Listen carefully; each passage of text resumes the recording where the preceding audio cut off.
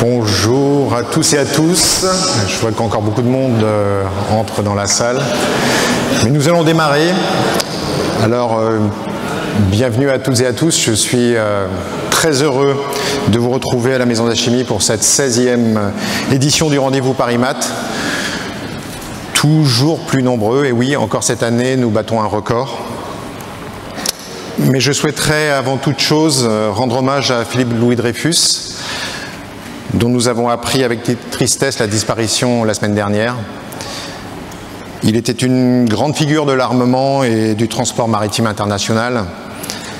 Ancien président d'Armateurs de France, il était reconnu pour sa vision stratégique et toujours en première ligne pour défendre les couleurs de l'armement français. Connu également pour son engagement en faveur de l'innovation et de la transition énergétique du secteur maritime. Comme l'a récemment rappelé Armateurs de France, dont son fils Édouard est actuellement le président, Philippe Louis Dreyfus a beaucoup milité pour une réduction de la vitesse des navires de commerce, qu'il considérait être la meilleure façon, la solution la plus efficace et la plus accessible à court terme pour réduire les émissions et décarboner la flotte mondiale. Nous pensons à sa famille et à ses proches.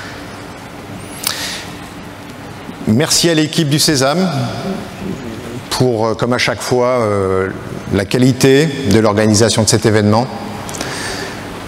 de notre événement.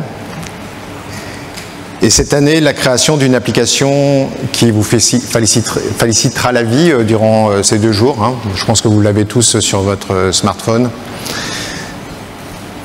Et je souhaite aussi remercier les membres du comité d'organisation d'avoir su bâtir un agenda à la hauteur des enjeux que nos industries maritimes et aviation continuent d'avoir en face de leur activité quotidienne.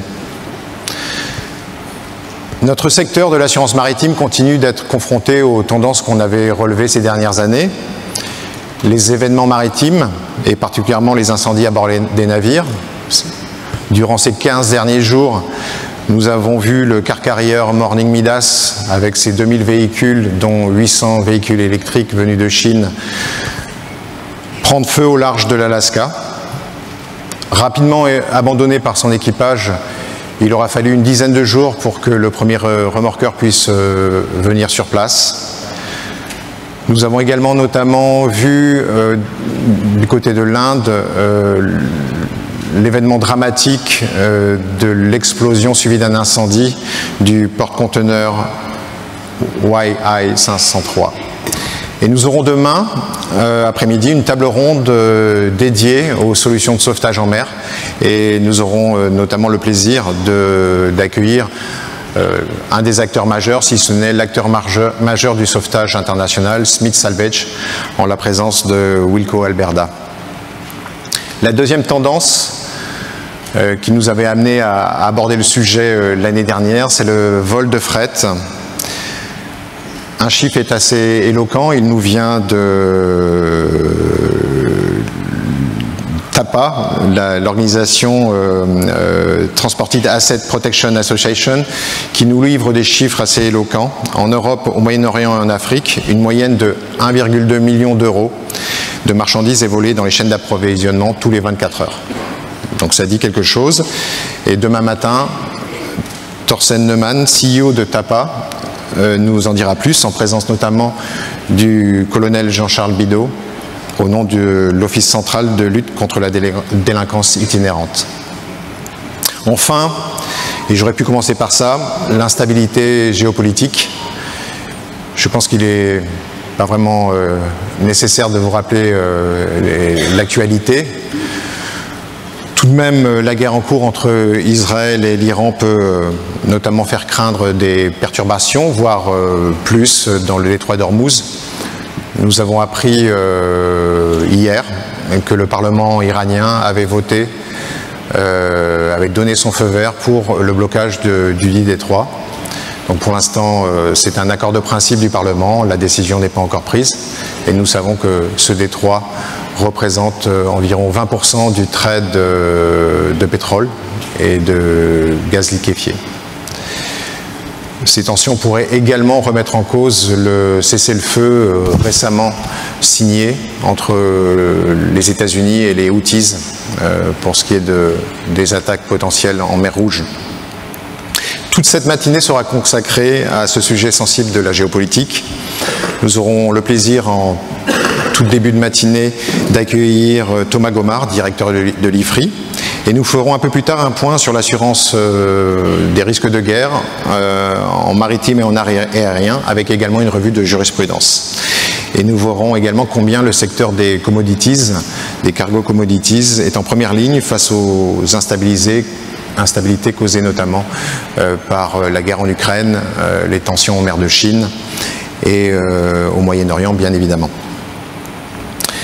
On le constate déjà, les tendances géopolitiques dont je viens de parler, rapidement, elles sont croissantes et elles peuvent détourner l'attention des efforts à produire en matière d'environnement et de décarbonation.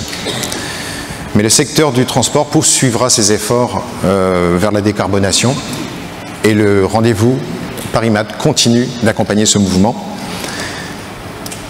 Nous aurons demain, oui, c'est bien ça, demain, nous parlerons de la décarbonation dans le fret terrestre, mais aussi de l'éolien en mer, et nous mettrons en lumière les fondations Tara Océan et Plastic Odyssey.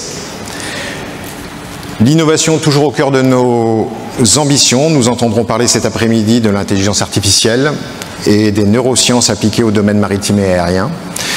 Le risque cyber toujours au cœur de nos préoccupations. La table ronde sera demain consacrée à l'impact du brouillage des fréquences dans le commerce mondial.